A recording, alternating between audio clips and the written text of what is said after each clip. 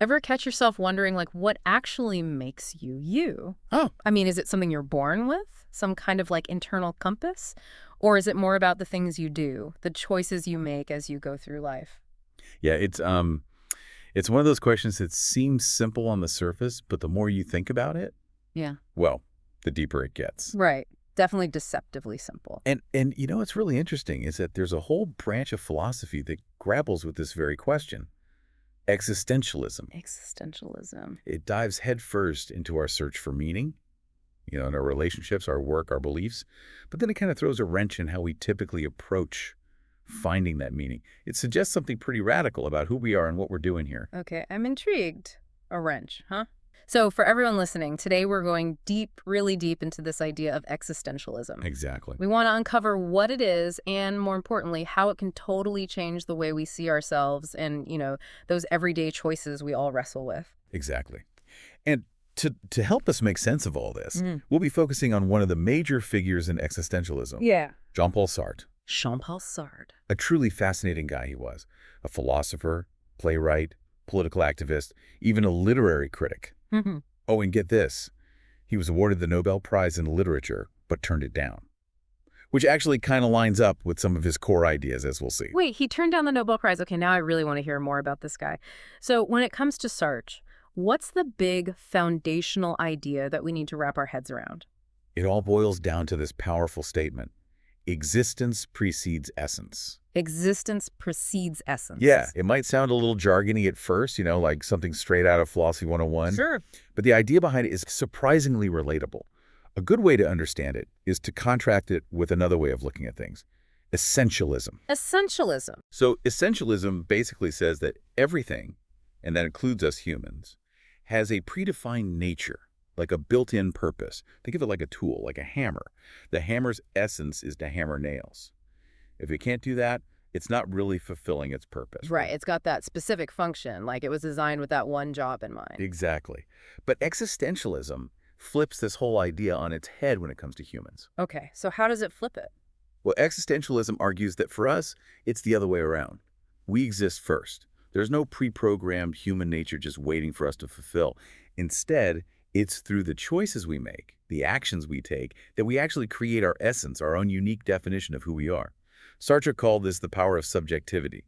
We are the ones who define ourselves, not some predetermined blueprint. So no instruction manual for being human. We just kind of show up and figure it out as we go. That's a great way to put it. We're writing our own instruction manual through the way we live. To really illustrate this point, Sartre used this comparison between objects in themselves and objects for themselves. Okay, I'm listening. Objects in themselves.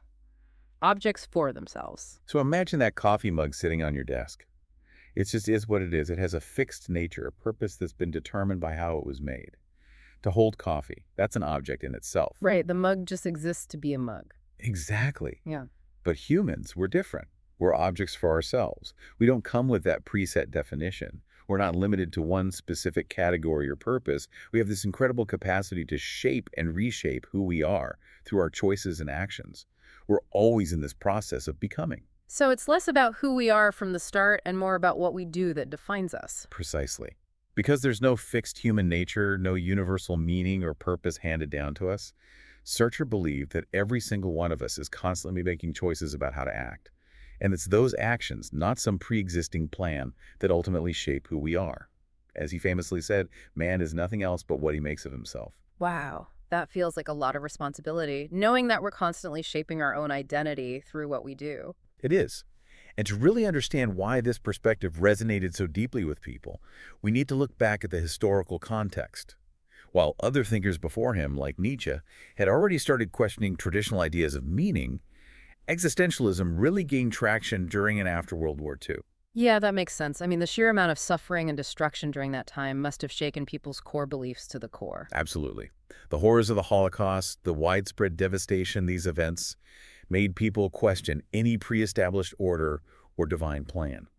It was a brutal confrontation with the apparent lack of inherent meaning in existence, and on such a massive scale. So, in that kind of world, the idea that we have to create our own meaning, or at least grapple with the absence of it, makes a lot of sense. It's almost like a survival mechanism. Exactly.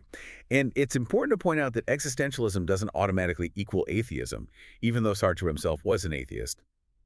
There are and have been theistic existentialists, like Kierkegaard, who explore this idea of existence before essence within a framework of faith. So the core of existentialism isn't about whether or not someone believes in God. Right. It's more about this shared rejection of teleology, the idea that the universe or humanity was created with a specific purpose in mind. So no cosmic instruction manual. Nope. And that brings us back to us being the ones in charge, the ones responsible for figuring things out and creating our own meaning.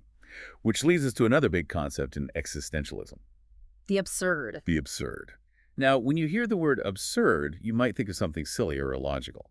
Like a cat wearing a tiny hat while riding a Roomba. Well, while that's definitely amusing, the existentialist definition of the absurd is a little deeper than that. Okay, so what does it actually mean then? It refers to this fundamental conflict between humanity's deep-seated desire for meaning, for answers, for a universe that makes sense, and the universe's apparent indifference to that desire, its inherent lack of any preordained meaning. So it's that gap between what we crave a universe that makes sense and what we seem to be faced with a universe that just is. Exactly. We're these meaning-seeking creatures thrown into a world that doesn't inherently offer us any meaning in return. We reach out, longing for significance, for purpose, but we're often met with silence, that disconnect, that tension between our longing and the apparent void that's at the heart of the absurd. It's a pretty stark picture, but I can also see how it could be kind of liberating. I mean, if there's no inherent meaning, then we have the ultimate freedom to define our own, right? That's a really important point. And this realization that existence precedes essence has some pretty significant implications for how we understand our freedom and, even more importantly, our responsibility. Okay, so let's bring this back to our listeners. We've been talking about this core idea of existence precedes essence. What does that actually mean for us in our daily lives? How does it impact the choices we make? It means that we are, in a very real sense, condemned to be free, as Sartre put it. Condemned because we didn't choose to be born, to be thrown into this existence without a preset purpose. But free because once we're here, we are entirely responsible for the meaning we create through our choices and actions. There's no escaping that fundamental responsibility. And it seems like it would be tempting to try to avoid that responsibility, to just Definitely. fall back on external rules or predefined roles instead of forging our own path. Oh, absolutely. And Sartre actually had a term for that avoidance, bad faith. Bad faith. It's essentially a form of self-deception where we deny our freedom and convince ourselves that we don't really have choices, or we live according to external expectations, societal norms, the roles we're expected to play, as if they were our fixed, unchangeable essence. It's a way of dodging the discomfort that comes with owning our freedom and the weight of our choices. So it's like someone who just goes along with whatever their family or friends expect of them without ever stopping to question if that's truly what they want or believe. As if their identity is just a reflection of the group, not their own individual choices. That's a great example. They're essentially living as an object in itself, defined by external forces, instead of embracing their power as an object for itself to define themselves through their actions and values. Living authentically, from an existentialist perspective, means confronting this freedom, acknowledging the absurd, and taking full ownership of the meaning we create. It's about owning that responsibility. It sounds like a constant process of being aware of ourselves and actively shaping who we are, rather than just passively accepting a label that someone else gives us. It is. And here's another fascinating idea from Sartre that adds another layer to this whole concept. He argued that when we make a choice for ourselves, we're also, in a way, making a choice for all of humanity. Whoa, hold on. What do you mean by that? Our actions imply certain values, a vision of how humans should be. So if I choose to act with courage in a difficult situation, I'm not just saying that courage is good for me in that moment. Hmm. On a deeper level, I'm suggesting that courage is a value worth embracing more generally for everyone. So every choice we make, even seemingly small ones, has this ripple effect, contributing to the kind of world we're collectively defining as good or valuable. Exactly. Which brings us back to that weight of responsibility that comes with our freedom. Hmm. And it's a weight that can lead to what existentialists call anguish. Now, this isn't just your everyday worry or stress. Right. It's a much deeper sense of unease that comes from this overwhelming awareness of our total freedom and the responsibility that comes with it. It's recognizing that the very foundation of our values, our choices, ultimately comes from us. There's no external guarantee that they're the right ones. It's like that feeling of standing at a crossroads, but amplified by every single decision we make in life. And knowing that our choice shapes not only us, but also sends a message about what we believe is important. Which, by the way, is something that the Existentialism is a Humanism source highlights. Exactly. The fear of making the wrong choice, the uncertainty of what lies ahead, these are natural responses to this awareness. But Sartre believed that this anguish, this fundamental unease, is not something to be avoided or suppressed. It's actually a crucial condition for truly authentic action. So instead of trying to run away from that feeling of uncertainty, we should embrace it. See it as a sign that we're engaging with our freedom and responsibility. Precisely. The goal isn't to eliminate anguish altogether, which Sartre believed was impossible as long as we're aware of our freedom. It's about confronting it, accepting it, and acting in spite of it. That's where true self-definition happens. That's where we create meaning. In the act of choosing, taking responsibility, even when we're unsure. So it all comes full circle.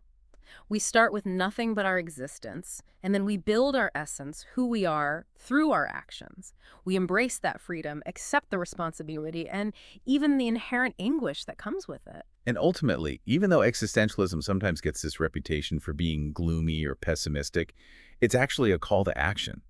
It emphasizes that meaning isn't something we just stumble upon out there in the world. It's something we create through how we choose to live. So, as you go about your day, consider this. If your existence really does precede your essence, what kind of essence are you actively creating through your choices? Right. The big ones and the small ones. It's a powerful question to keep in mind, and I think it's a great place for us to wrap up our deep dive today. Thanks for listening. Absolutely. It was a pleasure.